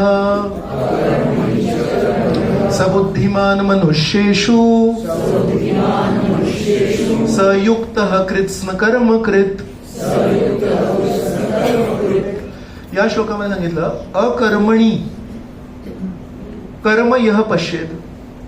जो व्यक्ती अकर्म बघतो कधी कधी आणि अकर्मामध्ये तो कर्म बघतो, आणि अकर्मणीचे कर्म आहे. सो कर्मामध्ये अकर्म बघतो आणि अकर्मामध्ये कर्म बघतो आणि कर्मामध्ये अकर्म बघतो. म्हणतात सबुद्धिमान मनुष्येषु. तो व्यक्ती खरा बुद्धिमान आहे. का बरं असा? याचा अर्थ काय माहितीये? दोन गोष्टी आहेत. एखादा व्यक्ती जो परमेश्वराप्रती समर्पित जीवन जगतोय तो खूप कर्म करतोय. जिल्हा ठाणे जिल्हा करतोय, तो खूप काही करतोय, पण ऍक्च्युली त्याची चेतना पूर्णपणे समर्पित आहे. आणि म्हणून ते कर्म आहे की अकर्म आहे? अकर्म आहे. म्हणून जो व्यक्ती एका व्यक्तीला बघतोय खूप कर्म करतोय हा, पण त्या कर्मामध्ये तो बघू शकतो, पण मी जेव्हा जेव्हा याच्याशी बोलतो मला एक लक्षात येतं या व्यक्तीची भावना ही खूप समर्पित भावना आहे. या व्यक्तीची भावना श्रीकृष्णांप्रती आहे. सो हा कर्म भरपूर करतो एक्सटर्नली, पण ऍक्च्युली कर्मामध्ये तो अकर्म बघतो. बरोबर. आणि कधी कधी कोणी व्यक्ती असतील ज्यांनी कदाचित बाह्य रूपाने सगळे कर्म सोडले असतील आणि म्हणत असतील की मला काही कर्म नाहीत, पण त्यांनी अजून त्यांचं जीवन, त्यांचं मन, त्यांची चेतना अजून शुद्ध नाही केली आहे. श्रीकृष्णांप्रती समर्पित जीवन नाही जगत आहेत. फक्त त्यांनी कर्तव्यांचा त्याग केला, कारण त्यांनी एक लेक्चर ऐकलं फक्त मधलंच कुठलं तरी, आणि त्याच्यामध्ये कर्माचा सिद्धांत होता की चांगल्या कर्मानी पुण्य मिळतं, वाईट कर्मानी पाप मिळतं, आणि अकर्म केल्याने काहीच नाही मिळत. त्यांनी आधीचं आणि नंतरचं काही जाणून नाही घेतलं. त्यांनी काय विचार केला, आजपासून मी पाप पण नाही करणार आणि पुण्य पण नाही करणार, म्हणजे माझ्याकडून जे अपेक्षा ते पण नाही करणार, आणि माझ्या ज्या मनात स्वार्थी इच्छा ते पण नाही करणार, मी आता निष्क्रिय होणार. पण जसं मी म्हटलं, जेव्हापर्यंत परमेश्वराशी आपण संबंध जोडत नाही आणि निष्क्रियता हा ऑप्शन नाहीये, तर एक असा जो खोटा संन्यासी आहे, हा खोटा संन्यासी श्वास घेतो का? घेतो. जिवंत आहे. ते खोटा संन्यासी आर्टिफिशियली. तर तो खातो का? हो. म्हणजे त्यांच्याकडून तो चालतो का? हो. त्याच्याकडून हिंसा होते का? खाण्यामध्ये हिंसा आहे. खाण्यासाठी झाड का होईना, पानं का होईना, पण हिंसा आहे. भाजीपाला का होईना, पण हिंसा तोडतोय ना, जीव आहे ना त्याच्यामध्ये. म्हणून व्हेजिटेरियन और non vegetarian is not an option. Actually त्याला आपण श्रीकृष्णांना अर्पण करायला पाहिजे, प्रसाद खायला पाहिजे. तर म्हणून एक खोटा संन्यासी आहे ज्यांनी श्रीकृष्णांप्रती समर्पित जीवन नाही जगतोय तो, पण त्यांनी फक्त असे निर्णय घेतले, तर तो पण हिंसा करतोय. म्हणून त्याच्या सो कॉल्ड अकर्मामध्ये पण कर्म आहे. लोकांना वाटतंय की हा अकर्म करतोय, पण तो परमेश्वरासाठी नाही करत आहे, तो फक्त ना चिंतामुक्त होण्यासाठी करतोय. एकदा रामानुजाचार्य म्हणून एक मोठे आचार्य आहेत, संन्यासी आहेत, त्यांचे अनेक संन्यासी शिष्य होते. एक दिवशी एक व्यक्ती त्यांच्याकडे आला आणि म्हणाला, तुम्ही एवढे मोठे संन्यासी आहात आणि तुमच्याकडे भरपूर संन्यासी शिष्य आहेत, मला पण संन्यास पाहिजे. तर रामानुजाचार्यांनी त्यांना विचारलं, तुम्हाला संन्यास कशासाठी पाहिजे? ते म्हणाले, मला या जगाचा कंटाळा आलाय, मला सगळ्यांवर त्रास आलाय. म्हणाले, ठीक आहे, अजून काय? म्हणाले, माझी बायको, तिचं निधन झालं, आणि माझी बायको जेव्हा गेली मी एक अश्रूही वाहिले नाही. तर रामानुजाचार्य जे स्वतः एक खूप मोठे संन्यासी, त्याला काय म्हणाले माहितीये? You are not fit for sannyas. ज्या पत्नी सोबत तू आयुष्यभर राहिलास आणि ज्या पत्नी सोबत तू तुझे विवाहिक कर्तव्य केलेस, तो गृहस्थ आश्रमाचे कर्तव्य आहेत. तो गृहस्थ आश्रमाचे कर्तव्य करताना ज्या व्यक्तीने तुला साथ दिली, ते व्यक्ती जेव्हा गेले, तुझ्या डोळ्यातून एकही अश्रू नाही आला, you are an ungrateful person. आणि कृतज्ञ व्यक्ती, ज्याच्या मनामध्ये कृतज्ञता नाहीये, तो संन्यास कसा घेऊ शकतो? Because sannyasa is not to give up your duties, sannyasa is to accept higher duties. संन्यास आपले कर्तव्य त्यागण्याला संन्यास नाही म्हणत. संन्यास म्हणतात परमेश्वराप्रती सर्वात मोठे कर्तव्य स्वीकारणे, आणि परमेश्वराप्रती सर्वात मोठे कर्तव्य स्वीकारण्यासाठी हात थोडे मोकळे पाहिजेत ना. मग ते हात मोकळे करण्यासाठी या जबाबदाऱ्या सोडायच्यात. या जबाबदाऱ्या सोडायच्या नाही आहेत, त्या जबाबदाऱ्या स्वीकारण्यासाठी हात मोकळे पाहिजेत, म्हणून या जबाबदाऱ्या सोडायच्या. त्याच्यामध्ये खूप अंतर आहे. म्हणून हा जो माणूस आला होता रामानुजाचार्यांकडे, तो कशासाठी हात मोकळे करतोय? हा, मला नको, मला कंटाळा येतो, मला त्रास होतो, सांभाळून सगळं करायला लागतं, विचारायला लागतं, यांना वाईट वाटेल, त्यांना वाईट वाटेल, हे सगळं नको मला, हे टेन्शन, मला मुक्त व्हायचंय. याला मुक्ती नाही म्हणत, याला म्हणतात निष्काळजीपणा किंवा बेजबाबदारपणा. सो संन्यास इज नॉट इरिस्पॉन्सिबल. संन्यास हा बेजबाबदारपणाचा फक्त एक धार्मिक नाव नाहीये.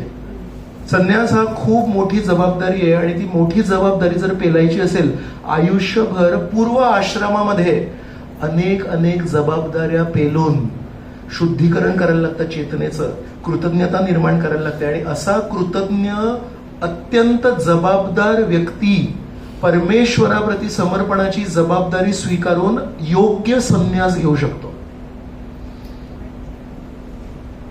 सो म्हणून हे इथे का सांगतोय की एका खोटाळ संन्यासी असेल तर त्या खोट्या संन्यासाला it won't help. Just hold on.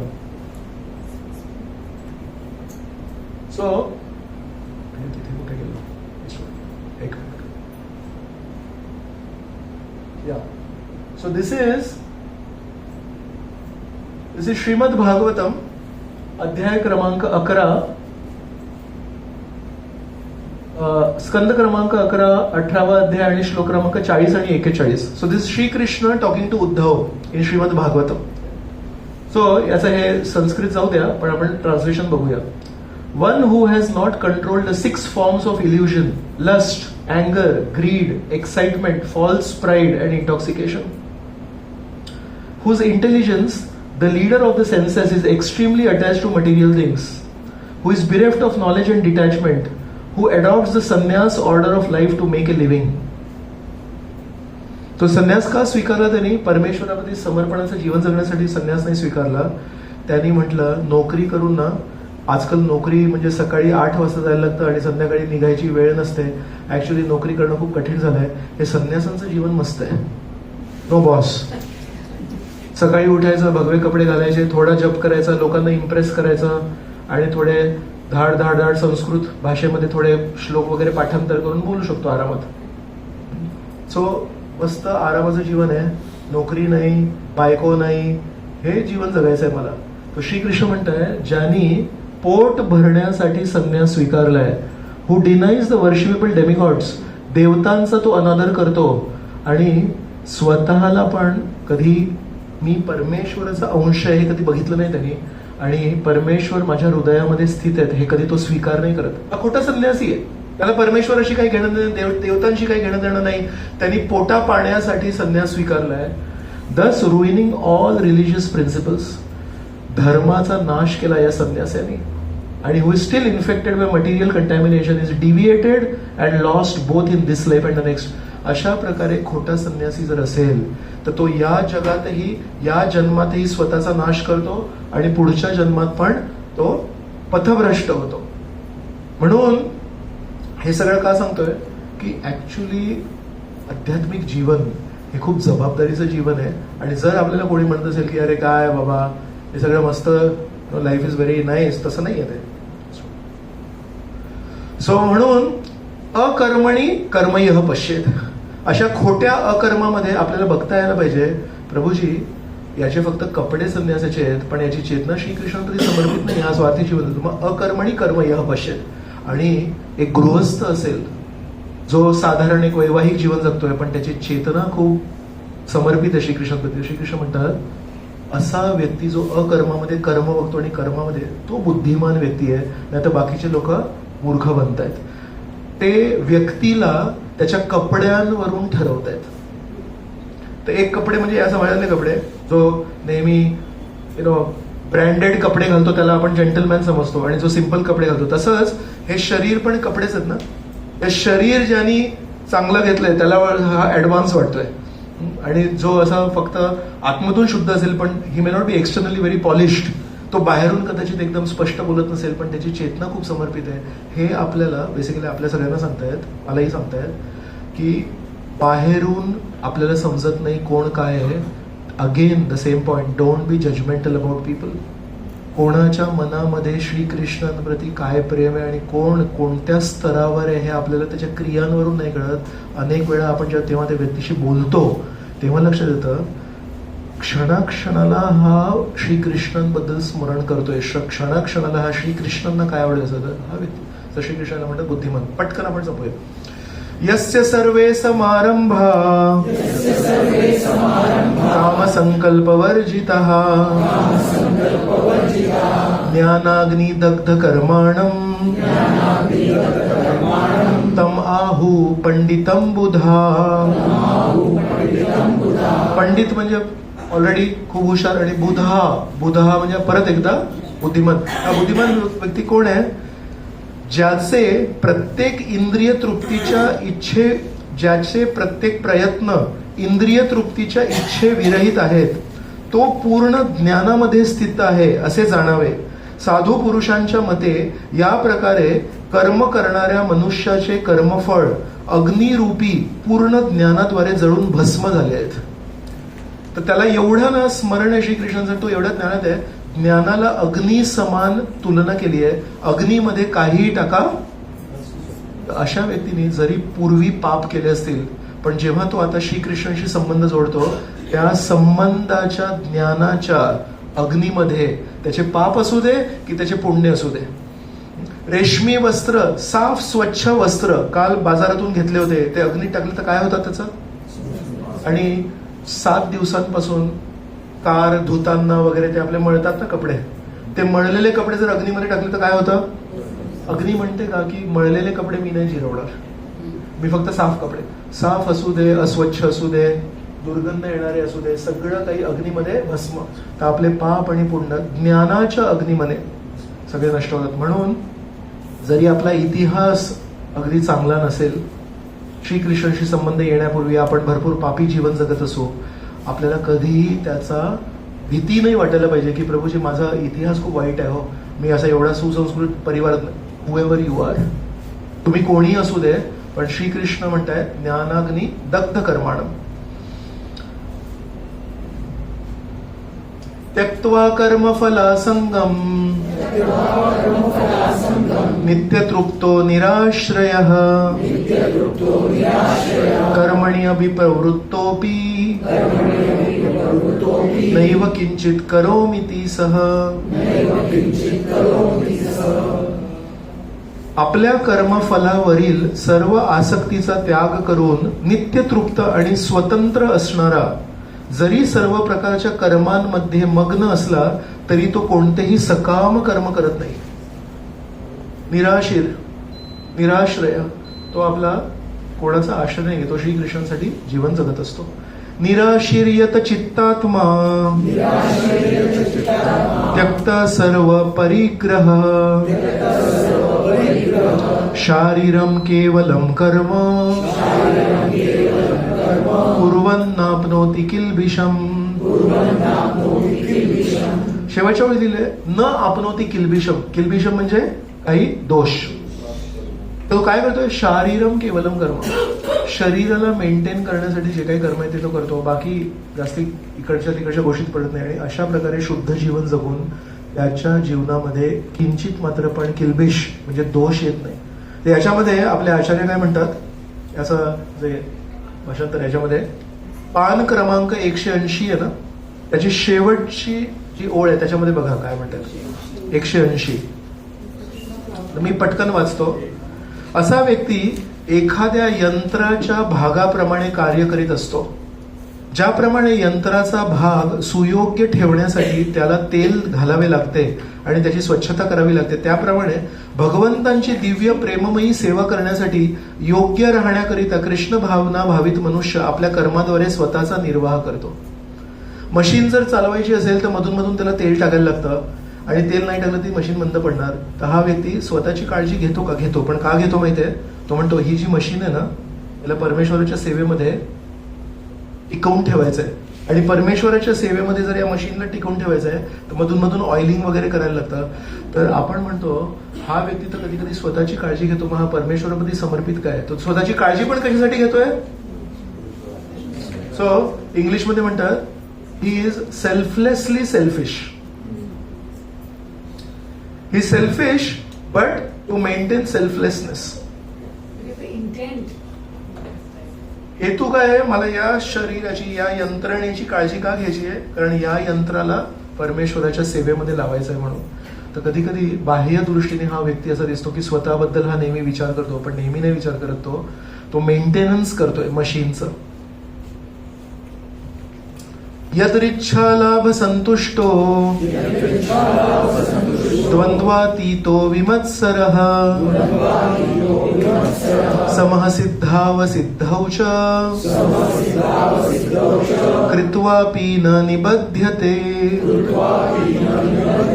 जो सहजपणे होणाऱ्या लाभाने संतुष्ट असतो, जो द्वंद्वापासून मुक्त आहे आणि मत्सर करीत नाही, तसेच जो यश अपयशा मध्येही स्थिर असतो, तो जरी सर्व प्रकारची कर्मे करीत असला तरी त्यामुळे कधीच बद्ध होत नाही.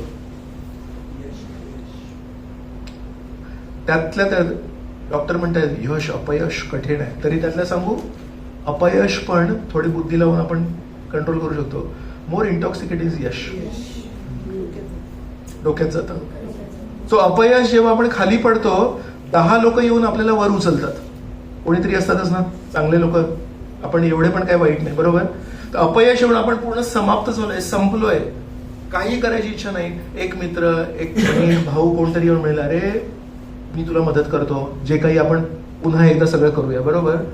पण जेव्हा यश मिळतं ना, तेव्हा या चांगल्या लोकांना पण आपण दूर करतो. अपयश जेव्हा मिळतं तेव्हा साधारण लोकांना दूर करतो, पण जे आपल्या जवळचे असतात, थोडे विश्वासू असतात, त्यांचा जेव्हा फोन येतो ते उचलतो, म्हणजे याच्याकडून काहीतरी एक आश्वासन मिळेल. यश एवढं विषारी आहे. यश विषारी नाहीये, गर्वाने निर्माण होणारं जे यश आहे ते इतकं विषारी आहे. आपण फक्त दूरच्या लोकांना दूर नाही करत, शेजारच्या व्यक्तीला दूर करतो. का माहित आहे? मला तुझी पण गरज नाही, तुझी पण गरज नाही तुझी, मी स्वतः कर्तृत्व करून हे सगळं उभं केलंय. सो यश हे आपल्या दृष्टीने बाहेरच्या जगामध्ये हे स्वीकार नाही करणार. बाहेरच्या जगामध्ये अरे अपयश इज द मेन प्रॉब्लेम, शेवटी मी जे करतोय यशासाठी करतोय. पण भक्त काय म्हणतो, प्रश्न हा नाही आहे की, प्रश्न आहे की त्याचा परिणाम काय होतोय. ऍक्च्युली अपयशाने कधी कधी, लक्षपूर्वक आहे का, आपले डोळे उघडतात. कधी कधी जेव्हा आपल्या जीवनामध्ये अपयश येतं ना, डोळे उघडतात आणि खरोखर त्या दिवसापासून आपण नम्रपणे, कधी जर त्या ऐनवेळी आपल्याला चांगली शिकवण मिळाली, it can be a big turning point in our life. की आजपर्यंत मी चुकीचं जीवन जगत होतो आणि आज परमेश्वरांनी अपयश दिलं, तर आजपासून मी सुधारतो स्वतःला. पण यश असं आहे की यश आल्यावर actually it is big poison. म्हणून कधी कधी जीवनामध्ये अपयश येणं हे खूप छान असतं. ते त्यावेळेस खूप दुःख होतं त्याचं, पण नंतर 10 वर्षांनी लक्षात येतं, त्या दिवशी जेव्हा अपयश म्हणजे तेव्हा नम्र झालो मी. माझ्यामध्ये जो असा ताप आला होता गर्वाचा, तो त्या दिवशी थंड झाला त्या अपयशाच्या बर्फामुळे. आणि त्या दिवशीपासून ऍक्च्युली मला एक लक्षात आलं, त्या अपयशामुळे मी सर्वस्व नाहीये, मी सर्व बुद्धिमान नाहीये. तर ऍक्च्युली 10 वर्षांनी 5 वर्षांनी कळतं, ते अपयश माझ्या जीवनामधला सगळ्यात मोठा सुवर्ण क्षण होता. कारण त्या दिवशी मी शिकलो की सगळं काही माझ्या हातात नाहीये. पण यश जेव्हा आपलं घर सुवर्ण असतं आणि सगळं सुवर्ण असतं, तो जो नशा चढतो तो कधी कधी आपल्याला आपल्या जवळच्या हितचिंतक, शुभचिंतक व्यक्तींपासून पण दूर करतो. आणि आपल्या या जगातल्या ऐहिक शुभचिंतकांपासून जर दूर करायची क्षमता त्या यशामध्ये आहे, तर जो व्यक्ती दुरून आपल्याला आशीर्वाद देतोय त्याच्यापासून दूर तर आधीच आहोतच, तर त्याच्या दूर जायचं अजून काय बाकी आहे. म्हणून साधारणपणे जर बघितलं ना, यशस्वी लोक परमेश्वराजवळ येण्यापासून थोडं कठीण आहे. अपयशी लोक बऱ्यापैकी परमेश्वराची शरण घ्यायला येतात, कारण नम्र होतात. सो म्हणून समव सिद्धाव सिद्धाव, सिद्धी प्राप्तीमध्ये आणि असिद्धी प्राप्तीमध्ये. शेवटचं गतसंगस्य मुक्तस्य ज्ञानावस्थित चेतसा यज्ञायाचरतः कर्म समग्रम प्रविलीयते.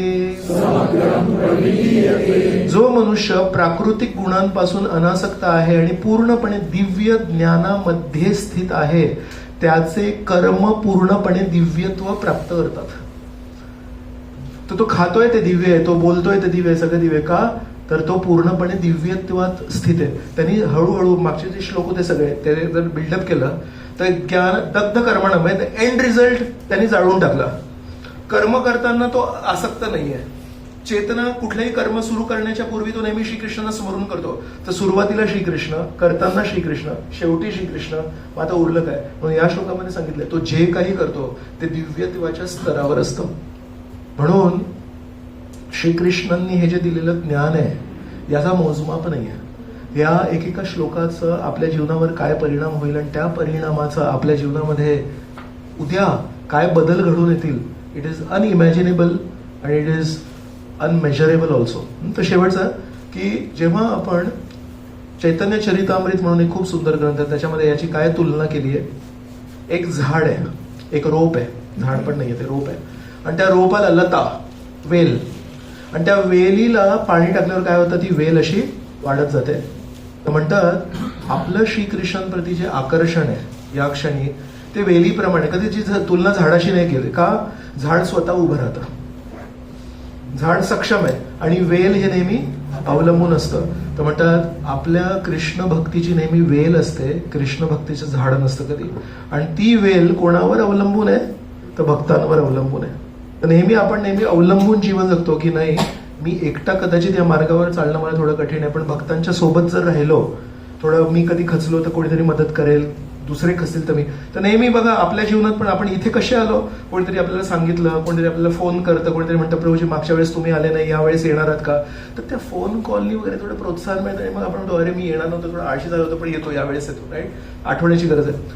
मग त्याला पाणी द्यायला लागतं ना, त्या पाण्याचं तुलना काय केली आहे त्याच्यामध्ये, भक्तीच्या वेलीला जर सतत वाढायचं असेल तर त्याला सिंचन करायला लागतं. सिंचन आहे श्रवणाचं सिंचन. तर जेव्हा जेव्हा आपण श्रवण करतो म्हणजे परमेश्वराचा संदेश ऐकतो तर ते त्याला वेलीला पाणी घालण्यासारखं आहे. तर समजा ती वेल वाढली वाढली वाढली अगदी अशी 20 फूट उंच गेली, सपोर्ट वगैरे दिला, आणि त्याला जर आपण पाणी द्यायला थांबवलं तर परत वाढेल ती. तर त्या वेलीला कधीपर्यंत पाणी द्यायचंय. झाडांना कधी कधी काय, झाडांचे मूळ जातात आणि एका काळानंतर झाडाला पाणी देतो सोडतो. वेल नाजूक असते, वेलीला कधीपर्यंत पाणी द्यायला लागेल, जेव्हापर्यंत तुम्हाला जगवायचंय. तुम्हाला त्या वेलीला मारायचं असेल तर पाणी देणं सोडून द्या, वेल नाजूक आहे. म्हणून असं म्हटलंय की सुरुवातीचे आपण जेव्हा नवीन येतो भक्तीमध्ये तेव्हा आपण श्रवण महत्वाचं आहे. आणि आपण 20 वर्ष झाले, आता खूप मोठे भक्त झालो आपण तथाकथित, तेव्हा आपण जर श्रवण कीर्तन जर बंद केलं, आपण आता मला भरपूर माहिती आहे, आता मला कोणाकडून ऐकायची गरज नाहीये, तर ती वेल जी आहे ती त्यावेळेस पण समाप्त होऊ शकते. म्हणून म्हणतात पाणी देणं ही नित्यक्रिया आहे वेलीसाठी. तसं श्रीकृष्णांनी जे दिलेलं ज्ञान आहे, श्रीकृष्णांबद्दलचं जे ज्ञान आहे हे कधीच थांबत नाही. आणि ज्या ज्या व्यक्तींनी आपल्या जीवनामध्ये ते थांबवलंय त्या त्या व्यक्तींना मग तिथे या भक्ती मार्गावर अडथळा निर्माण होतो किंवा थांबतो. So hearing about Krishna, hearing from Krishna, हे दोन्ही गोष्टी हे शाश्वत क्रिया आहेत. तर आज आपण नवीन भक्त आहोत, उद्या आपण कदाचित परिपक्व भक्त होऊ, त्याच्या पुढे आपण अगदी दुसऱ्यांना प्रचार करणारे भक्त होऊ. जसं आज तुम्ही ऐकताय आणि मी बोलतोय, उद्या कदाचित तुमच्यामधून कोणीतरी खूप छान होतील आणि तुम्ही म्हणाल की प्रभूजी मी चेंबूरमध्ये आता एक कार्यक्रम सुरू करते, मला हे ज्ञान आता शिवाजी पार्कमध्ये तुम्ही येता पण तुम्हाला चेंबूरला येण्यानंतर मी 5-1 वर्षांनी तुमच्याकडून सगळं ऐकून घेते आणि चेंबूरमधले जे महिला गट आहे आमचा त्यांना एक थोडं प्रयोजन सांगू शकता तुम्ही. If you are really interested करू शकता, राईट. तुम्ही म्हणू शकता की मी थोडंसं काहीतरी करते, पण असं कधी समजू नका की आज ना मी ऐकते म्हणून मी ऐकते, आज मी त्या बाजूला बसली आहे म्हणून मी तुमच्याकडून ऐकते. एक दिवशी मी जेव्हा बोलणारी होईन तेव्हा मला कोणाची ऐकायची गरज नाहीये. सो दॅट इज लाईक तुम्ही बोलणार पण मग तुमची स्वतःची वेल त्या दिवशी तुम्ही दुसऱ्यांना पाणी घालणार पण स्वतःची वेल कोरडी होऊ शकते. म्हणून hearing about Krishna and hearing from Krishna. So this is hearing from Krishna. आणि भागवतम किंवा स्टोरीज आहेत Shrikrishna about Krishna, both these are eternal activities. आपण कधीही इतके सिनियर होऊ नये, आपण कधीही इतके मोठे भक्त होऊ नये की कोणी म्हणेल गीतेवर थोडंसं आपल्याला ऐकायचं, म्हणेल नाही मला सगळं माहिती आहे Gita. So this is the last point that I wanted to mention here. So thank you. Next time आपण भेटूया.